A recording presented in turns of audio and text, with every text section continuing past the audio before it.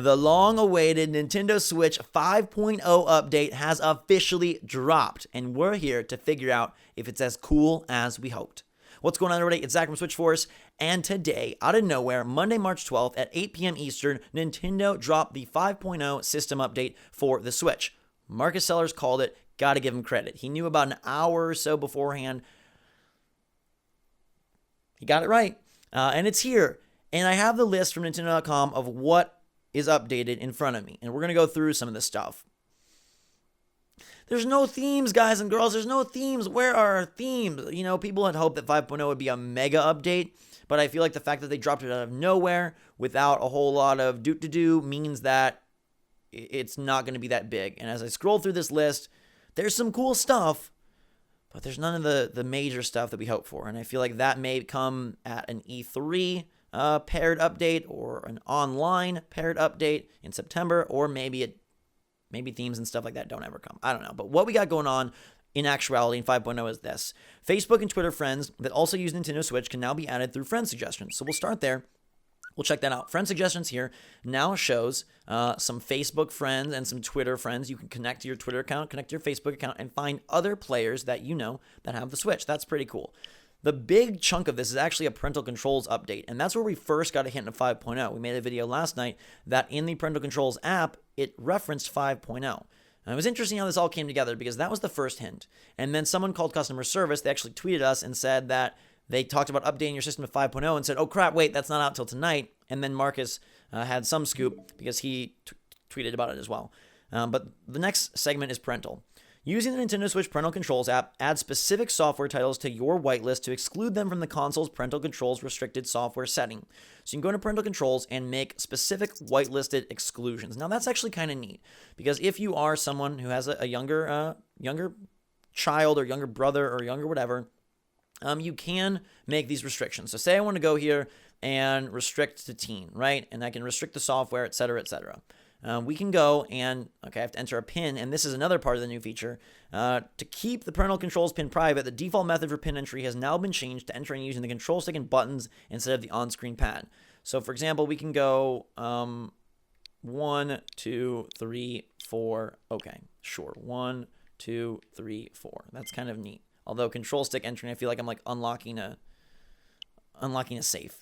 Okay, yes, Nintendo Switch Parental Controls app, blah, da, da, da. So gameplay restrictions, I should be able to go in here, custom settings. Okay, this is what we want. So, there should be a place to make exclusions. Where would I find that? It might have to be done via the app. I'm not entirely sure. But somewhere in here, you have to use the app to add specific software titles. Okay. Another thing that is added via parental controls is that you can captured videos in the album will be restricted by parental controls depending on the restricted software setting and software rating organization. So videos in your album will be restricted if they're from M-rated games or whatever you have your parental controls set at. That wasn't a total waste of time. We still got to see the new pin entry method. If you were pumped for themes, hopefully that satiated you. I know it didn't. But maybe this will. The best part here, there's two best parts. Parental controls are on now. That's kind of spooky. I've never seen that before. But the two best parts here, we'll do the simpler one first, is that now Pro Controller, the colors of the grips show up on the controller screen. That's kind of cool. Now I'm indicating that I'm using the Xenoblade 2 Pro Controller. And if I was to connect the Splatoon 2 Pro Controller, we would get the pink and the green, which is pretty neat. I do love that they have the Joy-Con colors in there. That's been added for a while. And now we have Pro Controller colors as well. A couple of small ones before we get to the other bigger addition. You can filter news to view only unread news or news from specific channels. You can receive notification when pre-purchased software is ready to play. And digital software purchases made from a PC or smart device will start downloading sooner than previously, even if the Nintendo Switch console is in sleep mode. So they shortened the wire between the PC and the Switch for purchases from PC. The only other update is the one I'm about to show you, and that is that there are now 24 new icons. Woo! It's not themes, but we have new icons. That is cool. What games are they from? Do you have any guesses? Now's your chance. They are from ARMS and Kirby. So we got a whole bunch of ARMS characters, which I'm pretty darn pumped about. This is great. I love that I can put Lollipop or I can put freaking Kid Cobra on there. And I love that they even include the DLC characters as well. So you've got your 15 ARMS icons, and then 9 from Kirby. And they are very Star Allies specific, as you can see, the character models from the game. Kirby with his heart is so freaking cool.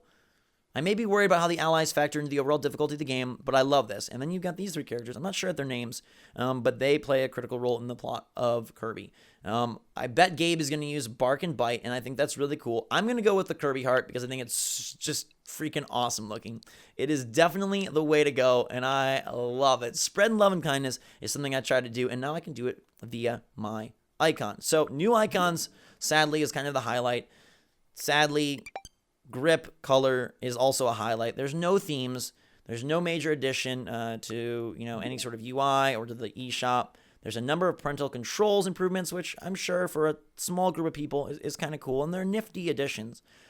But for a full-on 5.0, I don't feel like it does a whole lot. I do like the friend suggestions via Twitter and Facebook. I'm glad ARMS got its due. And now we get to start seeing some more new icons, which is always good.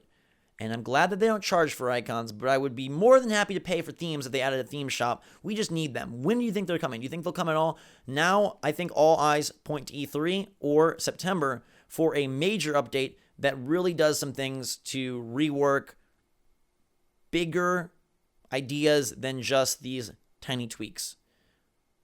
Or maybe they don't come. Maybe Nintendo is perfectly pleased with how things look, how the themes are, and how the eShop organizes, and we don't get. But let me know your take in the comments down below, everybody. 5.0 is updated, or is available to update now, and you can grab it either by turning on your Switch, or if you go to system settings, if it's not just automatically updating, you can go to system settings, down here to system, and then system update, and it will prepare to update system. It took me about 3 minutes to download.